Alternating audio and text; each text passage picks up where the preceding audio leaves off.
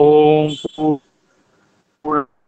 पूर्णात् पूर्णमुदच्यते पूर्णस्य पूर्णमादाय पूर्णमेवावशिष्यते। ओम शांति शांति शांति।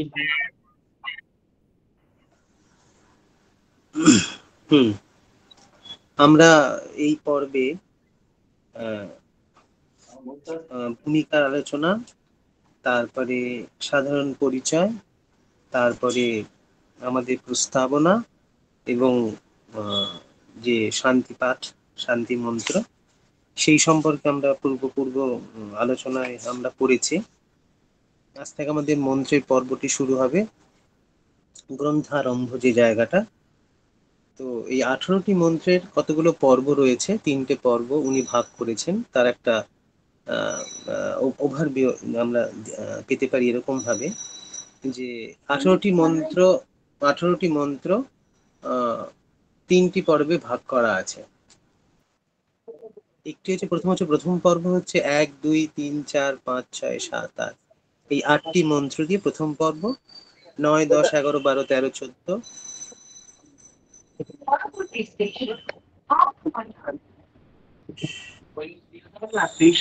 9 10 11 12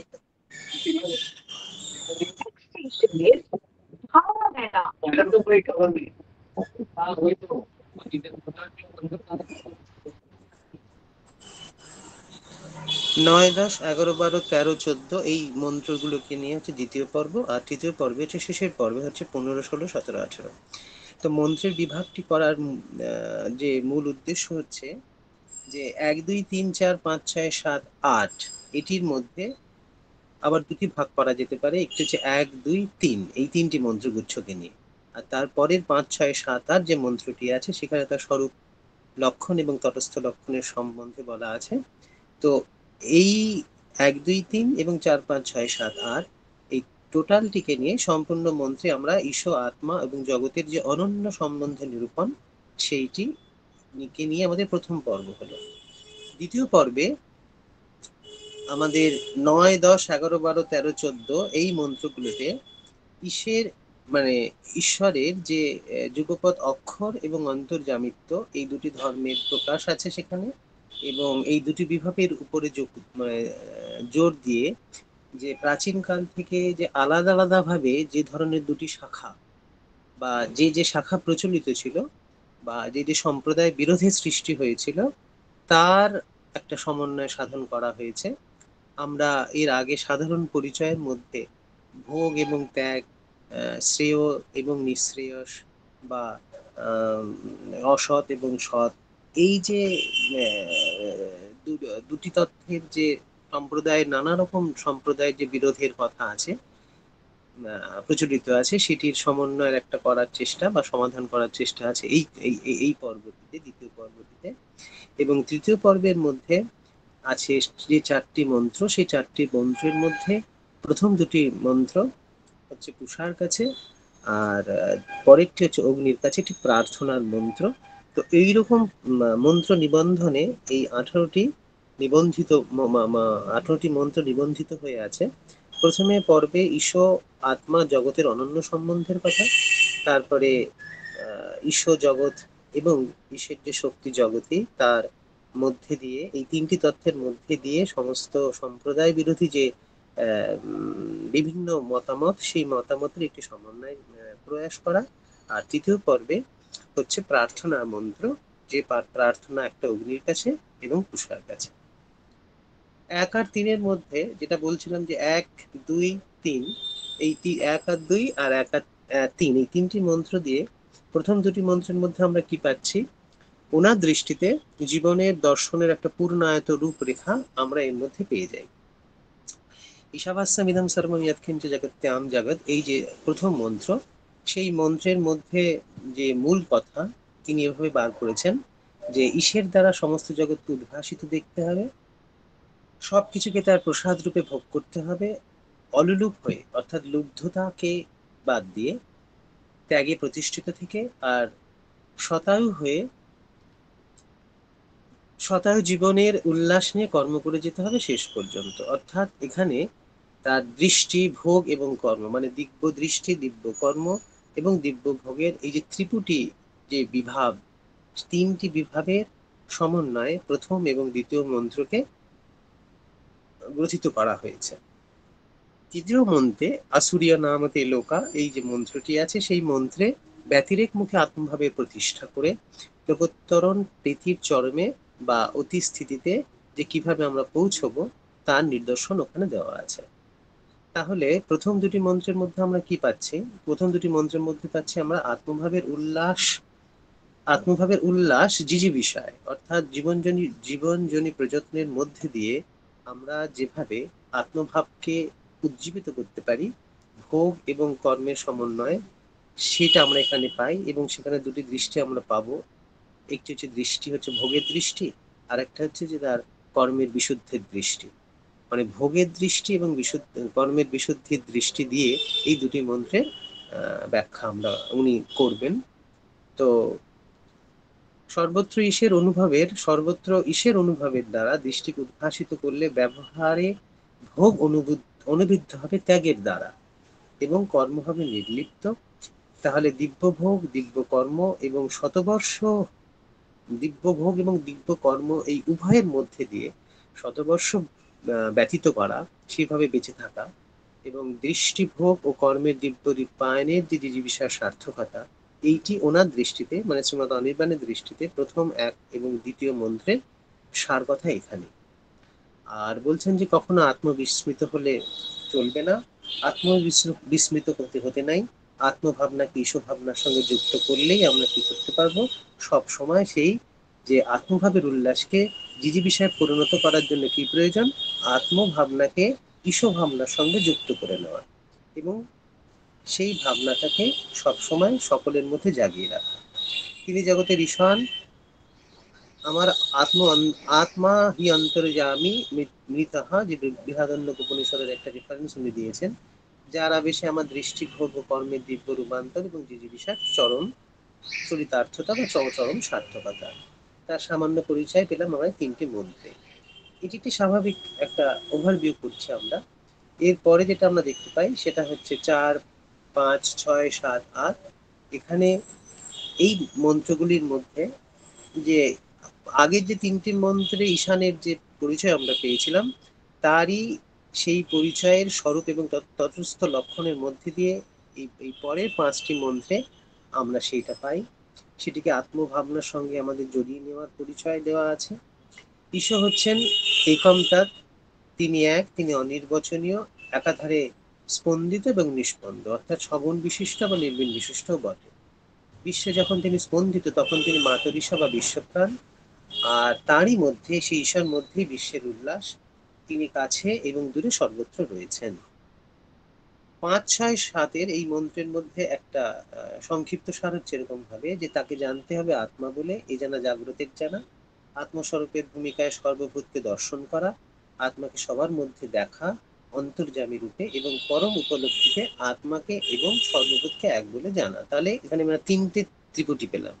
একটা হচ্ছে তাকে, মানে সর্বাত্ম ভাবকে জানা আত্মার মধ্যে, আবার আত্মার মধ্যেই সর্বাত্মভাবকে জানা, আবার আত্মাই যে সর্বাত্মভাব, এই তিনটি আত্ম অনুভবের যে ত্রিপুটি, সেইটি 5, 6, 7 মন্ত্রে উনি বলবেন। 8 নম্বর মন্ত্রে যিনি একমতাৎ, তিনি আমাদের আত্মা, যে একমতাতের কথা ঈশ্বর প্রথম দিকেই বলা ছিল, সেই একমতাৎ আমাদের আত্মা, তিনি একাধারে যেমন শুক্র, অকায়, শুদ্ধ, অপবিত্র, মনীষী, পরিপূর্ণ এবং বিধাতা। এই যে পরিচয়, এই লক্ষণের কথা তিনি 8ম মন্ত্রে আলোচনা করবেন। তাহলে ঈশ্বর, আত্মা ও জগতের অনন্য সম্বন্ধ নিরূপণে উপনিষদের প্রথম পর্বে 1 থেকে 8 এই মন্ত্রগুচ্ছের মধ্যে আমরা পাই। 9, 10, 11, 12, 13, 14 এর মধ্যে কি আছে দেখি। এর মধ্যে হচ্ছেন যে ঈশ্বর, যুগপৎ, অক্ষর এবং অন্তর্যামী, এই দুটি তত্ত্বের ইনি অবতারণ করবেন। কিন্তু তার এই দুটি বিভাগের উপরে প্রাচীন কাল থেকে যে আলাদা আলাদা করে জোর দেওয়া, কেউ হয়তো নির্গুণে বেশি দিয়েছেন, কেউ হয়তো সগুণে দিয়েছেন, কেউ হয়তো কোনো কোনো সম্প্রদায় সম্ভূতিতে বেশি দেওয়া, কোনো কোনো সম্প্রদায় অসম্ভূতিতে বেশি দেওয়া, কেউ কেউ আবার সম্মতি এবং অসম্ভূতি দুটিকে বাদ দিয়ে একটা ভিন্ন তত্ত্ব, নির্মাণ তত্ত্বের উপর তার বেশি জোর দেওয়া। এই যে সকল সম্প্রদায়ের, ভিন্ন ভিন্ন সম্প্রদায়ের যে বিরোধ রয়েছে, তার একটা সমন্বয়ের চেষ্টা করা হয়েছে এই মন্ত্রগুচ্ছের মধ্যে।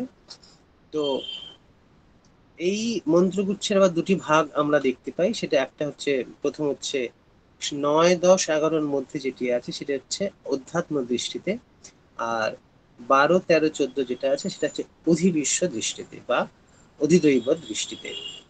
প্রথম মন্ত্রে যে আছে সেখানে একটা বিরোধ রয়েছে, সেখানে বিদ্যা এবং অবিদ্যার উপাসনা।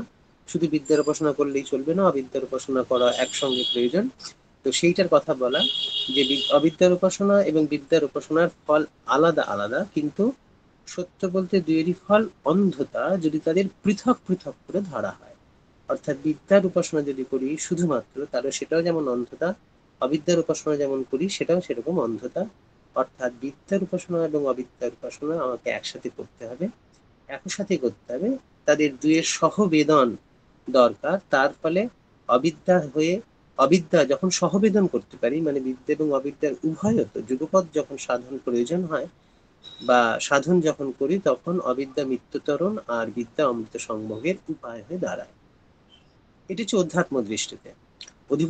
অধিদৈব দৃষ্টিতে বা অধিবিশ্ব দৃষ্টিতে আমরা পাই যে যেখানে অবিদ্যা এবং বিদ্যার ব্যাপার ছিল, সেখানে এখানে দেওয়া আছে সম্ভূতি এবং অসম্ভূতির উপাসনা। যদি অসম্ভূতির উপাসনা আর সম্ভূতির উপাসনা যদি আলাদা আলাদা করি, একভাবে যদি করি, তাহলে সেটা এক ধরনের অন্ধতা। আর যদি দুইয়ের সহবেদনে, অর্থাৎ অসম্ভূতি এবং সম্ভূতি এই দুটির সহবেদনে যদি আমরা সাধন করি, তাহলে জীবনের মধ্যে দিয়ে আমরা কি পাই না, অসম্ভূতির দ্বারা আমরা মৃত্যুতরণকে জয় করতে পারি, আর সম্ভূতির দ্বারা আমরা অমৃত সম্ভবের উপায় পেতে পারি। 9, 10, 11, 12, 13, 14 এর মধ্যে আমরা এই দ্বিতীয় পর্ব আমাদের এখানে শেষ হয়েছে। তৃতীয় পর্বের মধ্যে আমরা দেখতে পাই 4টি মন্ত্র, কিন্তু 4টি মন্ত্র হচ্ছে প্রার্থনার মন্ত্র। মন্ত্র প্রার্থনার মন্ত্র মূলত আমাদের কি করে? প্রার্থনার মন্ত্র আমাদের সাবলিমেশন, মানে আমাদের প্রপন্ন হতে শেখায় প্রার্থনা। আমাদের স্তুতি, যত ঋগ্বেদের তো সমস্ত শোভন বচনেই সুক্ত তৈরি করা আছে, সেগুলো সব প্রার্থনার বহুল পরিচয় রয়েছে। তো প্রার্থনার দ্বারা আমরা প্রপন্ন হতে শিখি, বৃহতের কাছে নিজেকে সমর্পণ করতে শিখি। সেরকম ভাবে অগ্নির পুষার কাছে আর অগ্নির কাছে এই ঈশ উপনিষদে শেষের অংশে 4টিতে দুটি দুটি করে ভাগ করে দুটি করা হয়েছে, প্রার্থনার মন্ত্র প্রতিস্থাপন করা হয়েছে। তুষার কাছে আমরা প্রার্থনা করছি যে তিনি যেন দিশারি হয়ে আমার হিরণ্ময় পাত্রের যে আড়াল, তাকে যেন ঘুচিয়ে দেন, ঘুচিয়ে দিয়ে সত্য ধর্ম হয়ে, সত্য ধর্মা হয়ে তিনি সত্যের লোক আমাদের কাছে কি করতে পারেন, উদ্বোধন করতে পারেন, তিনি যেন আমাদের দেখিয়ে দিতে পারেন। আর তার যেন কল্যাণতম যে রূপ আছে, সেই রূপ দর্শন করে আমি যেন তার সঙ্গে এক হয়ে যেতে পারি। সো আহম আসমি, আমি যেন তার সাথে এক হই, কল্যাণের সঙ্গে দেখা হয়ে, অর্থাৎ কল্যাণের সংজ্ঞানে, কল্যাণের আজ্ঞানে, কল্যাণের প্রজ্ঞানে, কল্যাণতমর তাদাত্ম বিজ্ঞানে আমরা কি হতে পারি, তার সাথে এক হয়ে যেতে পারি, সেই জন্য প্রার্থনা। আর শেষের দুটিতে আছে অগ্নির কাছে প্রার্থনা। সেই প্রার্থনার মূল কথাই হচ্ছে যে আমি যেন সর্বাত্মক হয়ে দিব্য কর্তৃত্ব বহন করি। দিব্য কর্তৃত্ব মানে হচ্ছে যে ডিভাইন ক্রিয়েশন, যা অগ্নি করে চলেছেন ঋগ সংহিতার ভাষাতে। তিনি যেন আমার দিশারি হন, অগ্নি যেন আমাদের দিশারি হন, আমাদের সবাইকে নিয়ে চলেন তার ঊর্ধ্বশ্রোতা প্রাণ সংবেগের কুলে। আর আমাদের মধ্যে যেন কোনো ধূর্তি না থাকে, আমরা যেন ঋজু হতে পারি, আমরা যেন নিজেকে লুটিয়ে দিতে পারি তার মধ্যে। এই প্রার্থনা দিয়ে, প্রার্থনার ভাবনাতে উপনিষদের 3য় পর্ব শেষ হচ্ছে। তো এরপর আমাদের গ্রন্থারম্ভের বিষয়। প্রথম মন্ত্র, ঈশাবাস্যমিদং সর্বং যৎকিঞ্চ জগত্যাম জগৎ তেন তত্তেন ভুঞ্জিতা মা গৃধঃ কস্যস্মিদ ধনম। তিনি বাংলা করেছেন এরকম যে ঈশের দ্বারা উদ্ভাসিত করতে হবে এইসব যা কিছু জগতিতে জঙ্গম, তাইতে ত্যাগের দ্বারা ভোগ করো, লোলুপ হইও না কারো ধনের প্রতি। প্রথম প্যারাগ্রাফে গ্রন্থার মানে এই মন্ত্রের প্রথম যে প্যারাগ্রাফটি রয়েছে, তার মধ্যে তিনি বলছেন যে এই মন্ত্রের সঙ্গে পরের মন্ত্র যদি আমরা মিলিয়ে নিতে পারি, তাহলে এক অখণ্ড অনুভবের কি হয়, আদর্শ পাওয়া যায়। আর সেই অখণ্ড অনুভবের আদর্শটা কি? যার মধ্যে রয়েছে সম্যক দৃষ্টি, সম্যক ভোগ এবং সম্যক কর্মের ত্রিপুটি। অর্থাৎ দৃষ্টি, ভোগ এবং কর্ম, যেটা একই সাথে যদি দৃষ্টি সম্মুখ না হয় তাহলে ভোগ বিচ্ছিন্ন হয়ে পড়ে, যদি দৃষ্টি সম্মুখ না হয় তাহলে কর্ম কি হয়, লিপ্ত হয়ে যায়, নির্লেপ হয় না। দৃষ্টি, প্রাচীনকালে দৃষ্টির একটি সংজ্ঞাই ছিল যে দর্শন। দৃষ্টি দর্শন শব্দের অর্থে ব্যবহার হতো। তাই জন্য উনি এই অনুভবের আদর্শের মধ্যে বলেছেন যে সম্যক দৃষ্টি, সম্যক ভোগ এবং সম্যক কর্মের যে ত্রিপুটি আমরা পাচ্ছি, যা দিয়ে মানুষের জীবনে তার বাইরে আর কিছুই নেই, মানুষের জীবনে তার বাইরে আর কিছুই নেই। অর্থাৎ সম্যক দৃষ্টি, সম্যক ভোগ এবং সম্যক কর্মের এই ত্রিপুটির দ্বারা আমি অখণ্ড অনুভবের যে আদর্শ, সেটা আমি এই মন্ত্রের মধ্যে পাচ্ছি। দ্বিতীয় প্যারাগ্রাফটাতে উনি বলছেন যে প্রথম মন্ত্রে বলা হচ্ছে ঈশের দ্বারা জগতের সবকিছুকে উদ্ভাসিত দেখতে হয়, এইটি হচ্ছে দৃষ্টির বিশুদ্ধি। আর কোনো লুব্ধতা না রেখে ঈশবাসিত সেই জগৎকে ভোগ করতে হবে ত্যাগের দ্বারা, তাই হচ্ছে ভোগের বিশুদ্ধি। অর্থাৎ ঈশাবাস্যা মিদং সর্বম ইয়াৎকিঞ্চ জগৎযাম জগৎ, এই যে প্রথম অংশটি আছে, এই অংশটির মধ্যে আমরা কি পাই? দৃষ্টির বিশুদ্ধি। দৃষ্টির বিশুদ্ধি বলতে আমরা পাই পুরুষের দৃষ্টিত্ব বোধ, সেইটির প্রশ্ন এখানে তুলেছেন। আর তেনা দেখতেনে ভুঞ্জিতা মা বিদাহা কাস্য সুধানম, এই যে অংশটি, এই অংশটির মধ্যে আমরা পাচ্ছি ভোগের বিশুদ্ধি। ভোগের বিশুদ্ধি মানে হচ্ছে দা পুরুষের ভক্তিত্ব, আমাদের যে কনসাসনেস আছে তার ভক্তিত্ব। তার মানে প্রথম মন্ত্রে দুটি বুনুনিতে গাথা রয়েছে, একটি হচ্ছে দৃষ্টিত্ব আর একটা হচ্ছে ভক্তিত্ব। কিভাবে সেটা আমরা আস্তে আস্তে দেখতে পাবো, উনি বোঝাবেন আমাদের। এইবার থার্ড প্যারাগ্রাফে উনি বলছেন যে তাহলে আমরা এই পুরো মন্ত্রটির মধ্যে আমরা তিনটি তত্ত্ব পাচ্ছি, একটি হচ্ছে ঈশ, একটি হচ্ছে জগতি, একটি হচ্ছে জগৎ। ঈশ হচ্ছে ঈশ বা পরম চৈতন্য বা ঈশ্বর চৈতন্য বা পরম পরমেশ্বর যাকে বলতে বলি না কেন। জগতি হচ্ছে তার শক্তি, আচ্ছা ঈশ্বর যে শক্তি তাকে জগতি বলা হয়েছে। আর জগৎ হচ্ছে কি সেই ঈশ্বর শক্তি দ্বারা প্রেরিত বা শক্তি দ্বারা উদ্বোধিত যে বিভূতি বা জগৎ বা জীব। তিনটি তথ্যের প্রসঙ্গ তিনি এভাবে প্রতিস্থাপন করলেন: ঈশ্বর, জগতি এবং জগৎ। ঈশ্বর হচ্ছে পরম চৈতন্য, জগতি তার শক্তি, আর জগৎ জীব বা বিভূতি। অন্য ভাষায় বলা যেতে পারে যে ঈশ্বর হচ্ছে অসম্ভূতি, জগৎ হচ্ছে সম্ভূতি এবং জগৎ জগৎ শুধু জগৎ হচ্ছে বিভূতি। তার মানে অসম্ভূতি, সম্ভূতি এবং বিভূতি এরকম একটি পরম্পরা এখানে থেকে গেছে। এবং তিনটি হচ্ছে ওতপ্রোত সম্পর্ক, অর্থাৎ পরম চৈতন্যের সঙ্গে তার শক্তিকে ব্যতিরেক করলে চলবে না, শক্তির সাথে আবার বিভূতিকে ব্যতিরেক করলে চলবে না। তার কারণ এখানে সবকিছু অন্বিত হয়ে রয়েছে। চতুর্থ প্যারাগ্রাফে এবার তিনি এই যে ঈশ শব্দ বা ঈশ যে আছে তার বিবরণ দিচ্ছেন, যে ঈশ তত্ত্বটা কি। তার ঈশ তত্ত্বটা উনি বলছেন যে এখানে এখানে যাকে ঈশ বলা হয়েছে সংহিতা তিনি ঈশান, পরে তিনি হয়েছেন সর্বজনীন ঈশ্বর। কিন্তু এই শব্দটি ঋগ্বেদে পাওয়া যায় না, তবে কোথায় পাওয়া যায়? উনি বলছেন যে অথর্ববেদ এবং যজুর্বেদে পরম পুরুষের সংজ্ঞা হিসেবে এটি ব্যবহার করা হয়নি। মানে ঈশ্বর শব্দটি পরম পুরুষের সংজ্ঞার পারিভাষিক ভাবে ব্যবহৃত নয়। অথর্ব সংহিতায় পুরুষ সূক্তে যে অমৃতস্য ঈশনাহা বা অমৃতস্য ঈশ্বরাহা এই রকমের যে প্রয়োগ আছে, সেখানে সাধারণত পারিভাষিক প্রয়োগটি পারিভাষিক নয়, সেটা অন্য একটি মানে পরম পুরুষ উল্লেখ্যে নয়। ঈশো এখানে যেমন ঈশোতে পরম পুরুষের এক সম্বন্ধ রয়েছে, অথর্ব সংহিতায় বা যজুর্বেদ সংহিতাতে এই বিষয়টা সেই সাক্ষাৎ সম্বন্ধ সেখানে নেই। ঈশ বা ঈশান বা ঈশ্বরের ব্যুৎপত্তিগত অর্থ যিনি প্রশাসন বা নিয়ামক। এই প্রশাসন তত্ত্বটিকে নিয়ে শ্রীমৎ অনির্বাণ তিনটি তত্ত্বের উদ্বোধন করবেন এখানটায়। একটি হচ্ছে অধিষ্ঠান তত্ত্ব, একটি হচ্ছে অক্ষর অন্তর্জামিত্ব তত্ত্ব এবং তারপরে তিনি অক্ষরত্ব তত্ত্ব, এই তিনটির বিভাবনায় তার বিবৃতি এগিয়ে যাবেন। তো ঈশ্বর এখানে পরম পুরুষের সংজ্ঞা এই উপনিষদের চতুর্থ, পঞ্চম এবং অষ্টম মন্ত্রে তার স্বরূপ এবং তটস্থ নির্বিশেষ এবং সবিশেষ দুটি লক্ষণই দেখানো হয়েছে, আমরা পেতে পারি। সেটা কি কি? সেটা বলছেন অনির্বচনীয় অদ্বৈত, তিনি অনির্বচনীয়। ঈশ্বর হচ্ছেন অনির্বচনীয় অদ্বৈত। ঈশ্বর আত্মবিচ্ছুরণে বিশ্বাতীত এবং হয়েও বিশ্বাত্মক, স্পন্দ এবং অস্পন্দের তিনি সমাহার, বিশ্বের আধার এবং বিধাতা। এই যে লক্ষণগুলো এখানে দেওয়া হয়েছে, পরবর্তী সময় পরবর্তী বিবৃতিতে তিনি তার বিবৃতি দেবেন যে ঈশ্বর তাহলে তিনি, ঈশ্বর হচ্ছেন সেই অনির্বচনীয় অদ্বৈত, ঈশ্বর হচ্ছেন তিনি যিনি আত্মবিচ্ছরণে বিশ্বাতীত এবং বিশ্বাত্মক, স্পন্দ এবং অস্পন্দের সমাহার, বিশ্বের আধার এবং বিধাতা। ঈশ্বর যখন প্রশাসন, তার যে প্রশাসনের কথা যখন উঠছে তখন বলছেন যে প্রশাসনের অর্থ হচ্ছে যে বিশ্বের সবকিছুকে নির্রীতির পরিকীর্ণতায় উদ্দাম হতে না দিয়ে এক ঋত ছন্দের মধ্যে ধরে রাখা। ঋত শব্দের অর্থ কি? ঋত শব্দ হচ্ছে যে সত্যের যে ছন্দ। সত্যের ছন্দ মানে কি? সত্যের যে সৃষ্টি ছন্দ, সৃষ্টি ছন্দ।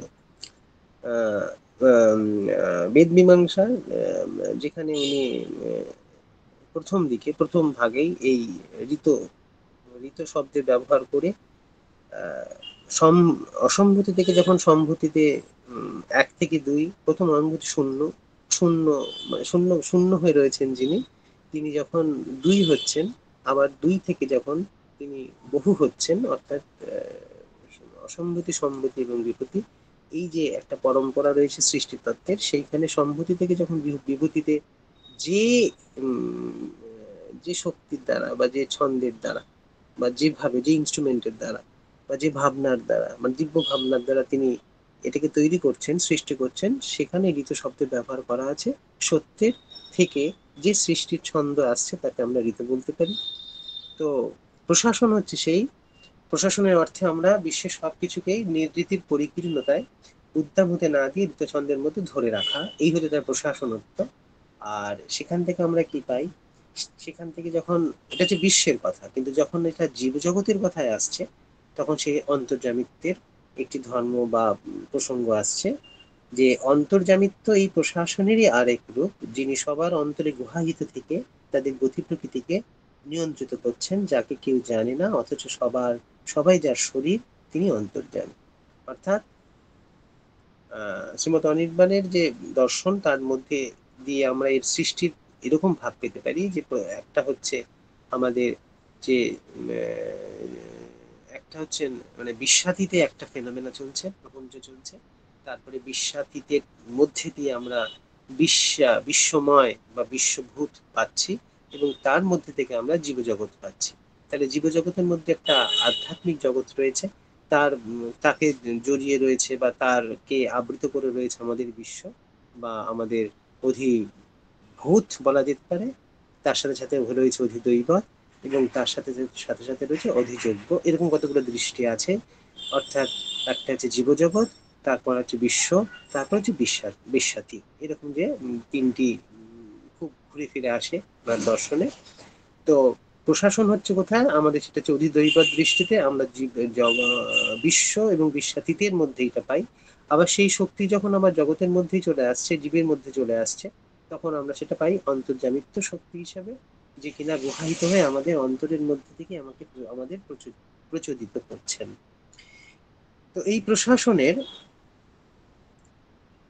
প্রশাসনে যেমন বৃহদারণ্যকে যাজ্ঞবল্ক্যের যে এক অক্ষর প্রশাসন এবং অন্তর্যামিত্বের কথা বলা হয়েছে, যেমন প্রশাসনের কথা তুলেছেন প্রমাণ হিসেবে, যে বৃহদারণ্যকে যাজ্ঞবল্ক্য এক অক্ষরের প্রশাসন এবং অন্তর্যামিত্বের কথা বলেছেন, সেইটিকেই উনি এখানে তুলে ধরেছেন। সেই প্রসঙ্গটিকে বলছেন যে এই প্রশাসন এবং অন্তর্যামিত্বই ঈশ্বরের ঈশনা, এই তার পরিভু খর স্বভাব বা আত্মবিচ্ছরণ, অথচ স্বরূপত তিনি অক্ষর। অর্থাৎ তার পরিভু খর স্বভাব বা আত্মবিচ্ছরণ করছেন যখন তিনি, তখন তিনি অক্ষর থেকে খরিত হচ্ছেন। অক্ষর হচ্ছে আকাশের মতো অপরিবর্তিত এবং পূর্ণতা অস্পন্দ, তিনি অক্ষর হয়ে খর। তার দুটো দিক রয়েছে, যদি নীতিমুখে দেখি তাকে দেখবো আকাশ, আর যদি ইতিমুখে দেখি তাকে দেখবো তার প্রাণ। অর্থাৎ তিনি অক্ষর হয়ে খর, নীতিমুখে আকাশ হয়ে, আর ইতিমুখে প্রাণ হয়ে। নীতিমুখে কি? নীতিমুখে আকাশ হয়ে যাওয়ার অর্থ হচ্ছে সেখানে হচ্ছে কি, সেখান থেকে সপ্ত শক্তির নিমেষিত অবস্থা হয়ে থাকে। আর যখনই সেই আকাশ থেকে যখন সৃষ্টি হয়, তখন শক্তির নিমেষ দশায় এসে হাজির হয়। উপনিষদে শক্তির সমস্ত রূপ হচ্ছে কি প্রাণতত্ত্বে, যেখানে ঐশ্বর্য ফুটে উঠেছে, যেখানে বৈভব ফুটে উঠেছে, সেখানে আমাদের প্রাণতত্ত্বের কথা, এবং সেখানে শক্তিতত্ত্বের কথা ডাইরেক্ট উপনিষদে সেভাবে পাওয়া যায় না, তবে প্রাণ কথাটি পাওয়া যায়। এবং অনির শ্রীমৎ অনির্বাণের দর্শনে যেখানে যেখানে উপনিষদের ঐশ্বর্যের কথা আছে, বিভূতির কথা আছে, সেখানে সেখানে প্রাণতত্ত্বের কথা এবং সেখানে শক্তি সম্বন্ধে আমরা নিতে পারি। তো যিনি অপরিবর্তিত পূর্ণতায় অস্পন্দিত রয়েছেন, তিনি অক্ষর হয়ে রয়েছেন, তার যখন স্বভাব হলো তখন তিনি আকাশ থেকে প্রাণ, আকাশ আর প্রাণের এই মিথুনই সমস্ত সৃষ্টি তৈরি হয়েছে। তো সেই আকাশ আর প্রাণ, অর্থাৎ যার মধ্যে সব শূন্যতা, সমস্ত নীতিমুখে সমস্ত প্রবৃত্তির যেখানে নিমেষ হচ্ছে, আবার সেখান থেকে ফুটে উঠছে প্রাণ ইতিমুখে, সমস্ত প্রবৃত্তির প্রচোদনা আসছে সেখান থেকেই। তা সেই দুটো আপদ বিরোধী তথ্যের সমন্বয়ে তিনি অনির্বচনীয় হয়ে রয়েছেন এই ঈশ্বর। অক্ষর, অন্তর্যামী এবং প্রশাস্তা, এই তিনটি সংজ্ঞার সমবেত ভাবনাতেই তিনি ঈশ্বর। ঈশ্বর সম্বন্ধিত এই ভাবনাটি আমরা একটু নতুন করে পাই ওনার এই দর্শনটাতে। কারণ ঈশ্বর সম্পর্কে অক্ষরত্ব, অন্তর্যামিত্ব এবং প্রশাসত্ব, এই তিনটি ধর্মের সমন্বয় তিনি করে বলছেন যে এখানেই সংজ্ঞার সমবেত ভাবনা আমরা ঈশ্বরে পেতে পারি, অক্ষর, অন্তর্যামী এবং প্রশাস্তা। ঈশ্বরতত্ত্বের এই 4 নম্বর প্যারাগ্রাফটাতে উনি এই ব্যবস্থা করেছেন যে ঈশ্বর অক্ষর, অন্তর্যামী এবং প্রশাস্তা হিসাবে। এইবার পঞ্চম প্যারাগ্রাফটাতে উনি বলছেন মান্ডুক্য উপনিষদের যে ব্রহ্ম উপলব্ধি, সেই প্রসঙ্গে যে ঈশ্বরের কথা পাই তার উনি প্রসঙ্গ তুলেছেন। উনি বলছেন যে সেখানে আছে এই সবকিছুই ব্রহ্ম এবং আত্মাই ব্রহ্ম, এই আত্মার চতুষ্পাদ। সেই চতুষ্পাদের মধ্যে প্রথম পাদে তিনি জাগরিত স্থানে বৈশ্বনা, দ্বিতীয় পাদে তিনি স্বপ্ন স্থান বা তৈজসা, তৃতীয় পাদে সুষুপ্তি স্থানে প্রাজ্ঞ, তিনি সর্বেশ্বর, সর্বজ্ঞ, সর্বজনী এবং অন্তর্যামী। আর চতুর্থ পাদে প্রপঞ্চ কোষণের শান্তশীল এবং অদ্বৈত। তাহলে যে ব্রহ্ম চতুষ্পাদ হয়ে আছেন, সেই আবার আত্মা হিসেবেও তিনি চতুষ্পাদ হয়ে আছেন।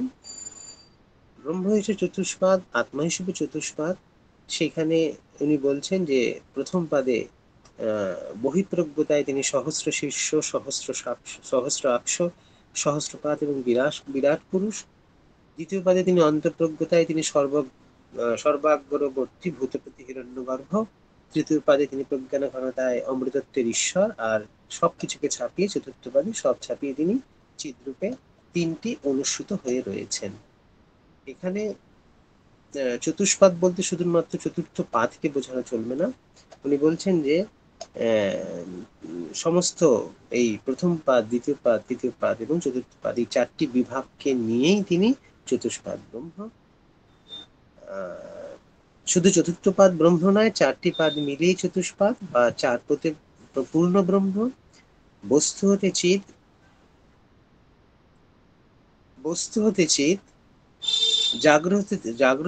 জাগ্রত হতে তুরীয়ের দিকে উঠিয়ে যাবার সময় নেতি নেতি করে এক একটা ভূমি ছাড়িয়ে যেতে যেতে আমরা কোথায় গিয়ে পৌঁছাই? আমরা পৌঁছাই প্রপঞ্চ উপশমে বা অক্ষর সমাপ্তিতে। আবার সেখান থেকেই ভাটি আসার সময় প্রপঞ্চ উপশম, কৈবল্যের ঐশ্বর্য, প্রপঞ্চ উল্লাসের স্ফুরত্বায় বস্তুকে চিৎ বিলাসে অপরূপ করে তোলে, এবং তখন বস্তু, ভাব এবং শক্তি সবই ব্রহ্ম, সবই আত্মা। এখানে প্রচলিত যে দর্শনে আমরা সাধারণত পরিচিত হয়ে আছি, সেখানে প্রপঞ্চ উল্লাস এবং প্রপঞ্চ উপশম। প্রপঞ্চ উপশম মানে হচ্ছে কি, আমাদের নীতি নীতি নীতি নীতি করে যেমন জীব চৈতন্য থেকে যেমন ব্রহ্ম চৈতন্যতে আমাদের যেমন সমাপন্ন হয়ে যায় অক্ষর সমাপত্তিতে। সমস্ত দর্শনে এই কথাটাই বলা আছে আমাদের যে প্রচলিত দর্শনগুলোর মধ্যে, যে সাধক কি করে সে ব্রহ্ম চৈতন্যে গিয়ে পৌঁছবে সেখানকারই কথা। তর্ক প্রস্থানে বুদ্ধি তর্ক মন্ডন খণ্ডন মন্ডনের মধ্যে দিয়ে ওই একই প্রশ্ন, যে কিভাবে আমরা সাধক অবস্থা থেকে আমরা ব্রহ্ম চৈতন্যে গিয়ে পৌঁছাবো। কিন্তু তারপরের যে প্রসঙ্গ, যে ব্রহ্ম চৈতন্যে যখন পৌঁছে গেলাম, সেখান থেকে এসে আমরা কি করে আবার জগৎকে দিব্য করে তুলবো, এই বিষয়টা আমাদের নেই বললেই চলে। মানে তর্ক প্রস্থানে আমাদের যতগুলো সাধন দর্শন পন্থা রয়েছে, সবগুলোই একটু জীবন বিমুখ হয়ে রয়েছে। কিন্তু এখানে মানে শ্রীমৎ অনির্বাণের দর্শনে যে আমি যে প্রপঞ্চ উপশমে অক্ষর সমাপ্তিতে যে ব্রহ্ম চৈতন্যে গিয়ে এসে পৌঁছালাম, কিন্তু সেই ব্রহ্ম চৈতন্যের যে সত্তা, তার যে শক্তি, তার যে আনন্দ, তার যে চেতনা, তাকে আবার আমরা জগতে নিয়ে আসবো, এবং জগতের প্রত্যেকটি জীব জগতের জন্য আমাদের সাধন সমাপন, সাধন সেখানেই শেষ হয়ে যায় না, জগৎ জীবের জন্য আমাদের সাধন করতে হবে। তার কারণ প্রত্যেকটি জগৎ, এই প্রত্যেকটি জীব এবং জগৎকে আমাদের ডিভাইন করে তোলা, দিব্য করে তোলা এই ব্রহ্ম চৈতন্যেরই আবার আবেশে, তার শক্তিটাতে এরকম একটি ধারণা, দর্শন ওনার খুবই প্রাধান্য পেয়েছে। সেই জন্য প্রপঞ্চ উপশম থেকে যখন আবার প্রপঞ্চ উল্লাসে যখন ফিরে আসছি, অর্থাৎ ভাটিয়ে আসছি, আরোহ করে, আরোহ এবং অবরোহর মধ্যে দিয়ে, উত্তরণ এবং অবতরণের মধ্যে দিয়ে, যখন প্রপঞ্চ উপশম থেকে, অর্থাৎ প্রপঞ্চ উপন্যাসে উপশমে, অর্থাৎ ব্রহ্ম চৈতন্যের মধ্যে যে ঐশ্বর্য আছে, যে দিব্য সম্পদ সেখানে রয়েছে, তাকেই আমি প্রপঞ্চ উল্লাসের স্ফুরতায় বস্তুকে চিৎ বিলাসে অপরূপ করে তুলব, এবং বস্তু ভাব এবং শক্তি দিয়ে আমাদের ইহলোক এবং পরলোক সময়কে ব্রহ্ম করে, মানে ব্রহ্ম বা আত্মতত্ত্বতে ব্রহ্মের মতোই করে তুলব। মানে সর্বম খালিবেদম ব্রহ্ম শুধু তত্ত্বেই না, আমাদের সব জনে জনে তাকে তৈরি করে তোলা, এরকম একটা ব্যবস্থা বা দর্শনের ভাবনা ওনার মধ্যে খুব প্রকটিত হয়ে আছে। এই প্রপঞ্চ প্রপঞ্চ উল্লাসে অন্তর্যামী রূপে অক্ষরের ঈশান, তার ঋতছন্দে প্রশাস্তি শক্তির বিচ্ছুরণ, এই শক্তিকে আমরা বলছি জগতি। অর্থাৎ ঈশতত্ত্বের যে, আগে উনি বললেন যে ঈশতত্ত্বের মধ্যে আমার অক্ষর আছে, অক্ষরত্ব আছে, অন্তর্যামিত্ব আছে, প্রশাস্তের ধর্ম আছে। এই যে ধর্ম আছে, সেই ধর্ম দিয়ে যেমন তিনি এই জগৎকে সাজিয়ে নিয়েছেন, জগৎকে নানা রকম ভাবে সাজিয়েছেন, সেখান থেকে আমরা যারা সাধক দৃষ্টি আছে, সেই সাধক দৃষ্টিতে প্রপঞ্চ উপশমে পৌঁছে অক্ষর সমাপত্তিতে লাভ করে, তারই আবার বিভূতিতে, তারই আবার সেই যোগ শক্তিতে, সেই ব্রহ্ম চৈতন্য ছটায় আমাদের আবার প্রপঞ্চ উল্লাসে ফিরে এসে বস্তু ভাব শক্তির মধ্যে দিয়ে সমস্ত কিছুকে ব্রহ্ম করে তুলতে হবে। এবং এই যে যখন এই অবরোহ করছি, আরোহর সঙ্গে সঙ্গে যে প্রপঞ্চ উপশমে নেমে আসছি, তখন আমাদের যে ঋতছন্দ প্রশাস্তি শক্তির বিচ্ছুরণ, এইটি কার দ্বারা সম্ভব হবে? যে শক্তির দ্বারা সম্ভব হবে, সেটি হচ্ছে ঈশ্বরের শক্তি বা ঈশ্বর শক্তি, তাকে আমরা এখানে জগতি কথা বলা হয়েছে। সেই জগতির তত্ত্ব, তার এইবার আমাদের 7 নম্বর যে প্যারাগ্রাফটি আছে, সেই প্যারাগ্রাফের মধ্যে এই জগতি তত্ত্বের কথা উনি এবার তুলে ধরছেন, যে প্রপঞ্চ উপশম এবং প্রপঞ্চ উল্লাস, অর্থাৎ এই প্রপঞ্চ উল্লাসই অন্তর্যামী রূপে অক্ষরের ঈশান, তার ঋতছন্দ প্রশাস্তি শক্তির বিচ্ছরণ।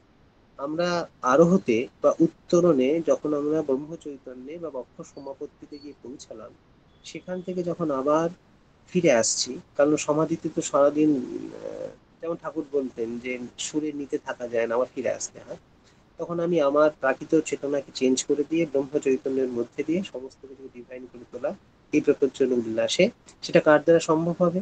যে শক্তির দ্বারা সম্ভব হবে, সেটি হচ্ছে ঈশ্বরের শক্তি, তাকে এখানে বলা হয়েছে জগতি। তো এই শক্তিকে বলা হয়েছে জগতি। জগতির উনি প্রাথমিক কথা বলছেন যে জগতি একটি বৈদিক ছন্দ। বেদে মূলত 7টি ছন্দের কথা আছে, সপ্ত ছন্দের কথা সেখানে আছে। সেই সপ্ত ছন্দের মধ্যে যেমন একটা ক্রম আছে, যেমন গায়ত্রী, গায়ত্রী ছন্দ। সেই গায়ত্রী ছন্দ থেকে যদি আমরা ক্রমশ একটি করে অক্ষর বাড়াতে থাকি, বৃদ্ধি করতে থাকি, তাহলে ক্রমশ একটা ক্রম পেয়ে যাই আমরা। যেমন গায়ত্রী থেকে উষ্ণিক ছন্দ, উষ্ণিক থেকে তারপরে অনুষ্টুপ ছন্দ আসে, অনুষ্টুপ ছন্দের পরে আসে বৃহতি ছন্দ, বৃহতি ছন্দের পরে আসে পংক্তি ছন্দ, পংক্তির সঙ্গে আছে ত্রিষ্টুপ আছে, এবং তারপরে জগতি আছে। তো যত মন্ত্রের যত ভাব গভীর হতে শুরু করেছে, বা যখন আমরা বিশ্ব থেকে বিশ্বাতীতে যাচ্ছি, বা বিশ্বাতীত থেকে যখন বিশ্বতে শক্তিপাত ঘটছে, ইন্দ্রের দ্বারা বা অগ্নির দ্বারা, বা বিষ্ণুর পরম পদ থেকে যখন শক্তিকূট যখন উছলে পড়ছে, তখন আর ছোট হয় না, মানে ছোট ছোট ছন্দে যখন হবে না, তখন ভাব অনেক গভীর হয়ে উঠেছে। তখন আমরা দেখতে পাই যে সেখানে অনুষ্টুপ ছন্দ, বৃহতি ছন্দ, পংক্তি ছন্দ, জগতি ছন্দ, মানে বড় বড় ছন্দ, যেখানে আহ সেই ভাবকে ফুটিয়ে তোলা যায়। তো সেরকম ছন্দ মন্ত্র সেখানে দেখি। যেমন গীতাতেও দেখি যে যখন বিশ্ব দর্শন মানে বিশ্বরূপ দর্শন হচ্ছে, তখন আর অনুষ্ঠব ছন্দে চলছে না, তখন আমাদের বড় বড় জগতী বৃহতি আরিয়া এইসব নানা রকম ছন্দ এসে সেখানে যেমন ভাবকে গভীর করে তুলছে। তো জগতী হচ্ছে সে প্রথমে একটি ছন্দ। ছন্দ সাধারণত কি, ছন্দ দিয়ে আমরা কি করতে পারি, সৃষ্টি, মন্ত্র সৃষ্টি যখন হচ্ছে তখন তার রূপ, অনুরূপ, আনুপূর্বী যখন দিয়ে তাকে বাঁধতে হয়, তাকে যখন কি করতে হয়, আচ্ছাদিত করতে হয়, তখন আমরা তাকে যে ছন্দের মধ্যে দিয়ে তাকে এঁটে দিতে পারি। তো এখানে জগতী, প্রথমে উনি সেই ছন্দের কথা বলছেন যে জগতী বৃহৎ ঋক সংহিতায় একটি প্রসিদ্ধ ছন্দ। সেই ছন্দে, ঋক সংহিতায় যে জগতী বিশ্ব দেবতার ছন্দ, সমস্ত বিশ্ব দেবতা যারা যারা আছেন তাদের ছন্দ হচ্ছে এই জগতী। প্রতিটা পদে 12টি অক্ষর আছে। আর তাই ওটি হয়েছে কি আদিত্যের ছন্দ। কেননা আদিত্য কি করে, আদিত্য সাধারণত সংবৎসর ব্যাপী ভুবন পরিক্রমা করতে সম্পূর্ণ সময় লাগে 12টি মাস। তো সেই জন্য এখানে আদিত্যকে আমরা ছন্দ করেছেন এই জগতে। ছন্দ শব্দের অর্থে তিনি বলছেন যে শব্দ সাধারণত ইচ্ছা, আবির্ভাব এবং আচ্ছাদন, এই তিনটি অর্থে আমাদের ছন্দ ব্যবহার হতে পারে। ইচ্ছা আবির্ভাব এবং আচ্ছাদন, এই তিনটি অর্থ। দেবতার ছন্দ হলো তার অন্তর্গুলো ইচ্ছার উদ্ভাসে সৃষ্টির চারিদিকে একটি আলোর নিহারিকা রচনা করা, যা জ্যোতির যা জরায়ু হয়ে তার প্রশাসন করবে। আদিত্য বা বিশ্ব চৈতন্যের ছন্দ জগতিতে, তাই ভুবনেশ্বরীর মহাশক্তির অভিব্যঞ্জনা আমাদের কোথায় আছে, এই এই জগতী ছন্দের মধ্যে আমাদের সেটি ফুটে ওঠে। আদিত্য বা বিশ্ব চৈতন্যের ছন্দ জগতিতে, তাই ভুবনেশ্বরী মহাশক্তির অভিব্যঞ্জনা আছে। আদিত্য অদিতির বিভূতি, অদিতি লোকোত্তর মহাশক্তি, অখণ্ডিতা এবং অবন্ধনা, তিনি জগতী হয়েছেন। অর্থাৎ ঋক্সংহিতায় এই অদিতির কথা বহুভাবে ছড়িয়ে রয়েছেন। তিনি সমস্ত দেবতার মাতা এবং সেই অদিতি। এখানে এই পরের পাতায়, এই যে এইখানটায় পরের স্লাইডে এই অদিতির সম্পর্কে একটু তথ্য দেওয়া হয়েছে যে লোকোত্তর মহাকাশে, এটা একটা এটা এটা এটা হচ্ছে একটা মানে এই ঋক্সংহিতার একটা মন্ত্রের অদিতির পরিচয় আছে, যেখানে তার একটি বঙ্গানুবাদ উনি করেছিলেন, সেটা দেওয়া হয়েছে এখানে, যে লোকোত্তরের মহাকাশে পুত্র অদিতি, বরুণের রহস্যনিধ স্তব্ধতা। অদিতি আর বরুণ, বরুণ হচ্ছে কি, বরুণ হচ্ছে আমাদের সাধারণত কি হচ্ছে, তিনি হচ্ছে বারণী চৈতন্য, তিনি অনন্তের দেবতা হচ্ছে বরুণ। আর এই অনন্তের শক্তি রূপায়িত হয় অদিতির মধ্যে, এবং অদিতি দিয়ে শুরু হয় আদিত্য, এবং আদিত্য দিয়ে শুরু হয় সৃষ্টি, এরকম একটা ক্রম আছে। তাই বরুণের যে রহস্য নিথর স্তব্ধতা, তার মধ্যে কোথায় ফুটে উঠলেন, এই অদিতি ফুটে উঠলেন। কি নিয়ে ফুটে উঠলেন, বলছেন তারই বুকে জাগলো সূর্য সোমের যুগনত্থ চিন্ময় দীপ্তি, আর সবিতার প্রচোদনা। তাহলে কি আছে, সূর্য এবং সোমের যুগনত্থ, অর্থাৎ অদিতির মধ্যে চিন্ময় দীপ্তি রয়েছে, আর রয়েছে সবিতার প্রচোদনা। দুলোকের উপান্তে মঞ্জিত হলো গোত্রভিত ইন্দ্র বৃহস্পতির বজ্র নির্ঘোষ। অন্তরিক্ষ রইল অন্তরিক্ষে বইল মরুদ্গণ, আর বায়ুর অনিরুদ্ধ প্রাণের প্লাবন। আর পৃথিবীতে বিকীর্ণ হলো সদ্যজাত অগ্নি প্রচ্ছটা।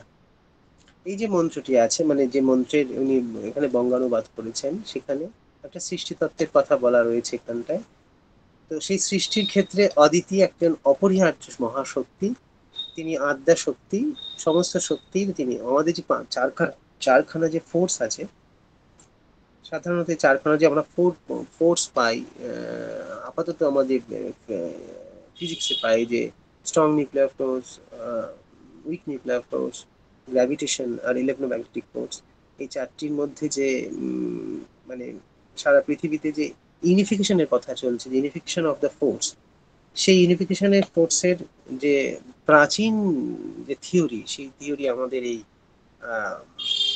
ইসের মধ্যে রয়েছে, আমাদের ঋগ্বেদের সংগীতে। আশ্চর্য হয়ে যাওয়া যায় যে এই অদিতি, এই যে আমরা পেপার তৈরি করছি আমি এখানটায়, এই যে চিন্ময় দীপ্তি, সবিতা প্রচোদনা, এইসব টেকনিক্যাল দিকটা, মানে স্ট্রিং থিওরি বা বিগ ব্যাং থিওরির মধ্যে দিয়ে কি কি কি কি পার্ট এখানে সংযোজিত হয়েছে, আর এইখানে অলরেডি কি কি কি কথা সেখানে উদ্ধৃত রয়েছে তার একটা সিমিলারিটিস দেখানো চেষ্টা করছি, যে কি করে তারা মানে অবাক হয়ে যেতে হয় যে without any tensor calculus, without any দূরবীন, উইদাউট এনি টেলিস্কোপ, কি করে তারা এইসব অদ্ভুত অদ্ভুত ছোট ছোট শক্তির কি ধরনের ব্যঞ্জনা তিনি তৈরি করেছেন, তারা তৈরি করে দেখতে পেয়েছিলেন। যে তো তাহলে অদিতি বরুণের রহস্য নিথর স্তব্ধতা দিয়ে আমাদের কি, সূর্য সময়ের যুগনদ্ধতা দিয়ে আমাদের কি করছেন, অন্তরিক্ষ থেকে সৃষ্টি তৈরি করছেন, মানে সৃষ্টি করছেন। মরুদ্গণ এবং বায়ুর অনিরুদ্ধ প্রাণের প্লাবনে পৃথিবীতে বিপন্ন করলো সদ্যজাত অগ্নির প্রচ্ছটা। তাহলে অদিতি হলো কি, তাহলে অদিতির অবন্ধনা তিনি। আর সেখান থেকে কি হচ্ছে, ঈশা তখন অদিতির অবিনাভূত বরুণ বা অব্যক্ত আনন্দের সেই মহারহস্য যা সবাইকে আবৃত এবং প্রবর্তিত করেও সবার অধিষ্ঠা, অর্থাৎ ঈশো এবং আদিত্যর মধ্যে যে সম্বন্ধ, যে ঈশো যখন জগতি যখন মহাশক্তি, ঈশো তখন অদিতির অবিনাভূত বরুণ বা অব্যক্ত আনন্দের সেই মহারহস্য যা সবাইকে আবৃত এবং প্রবর্তিত করে সবার অতিষ্ঠা হয়ে রয়েছেন। আচ্ছা, 9টা বেজে গেছে, আজকে এই অবধি রাখি। নেক্সট দিন আমরা আবার এইটা ই করবো। হুম, আজকে তাহলে এই অবধি থাক। ওকে, থ্যাংক ইউ। হ্যাঁ হ্যাঁ, আচ্ছা।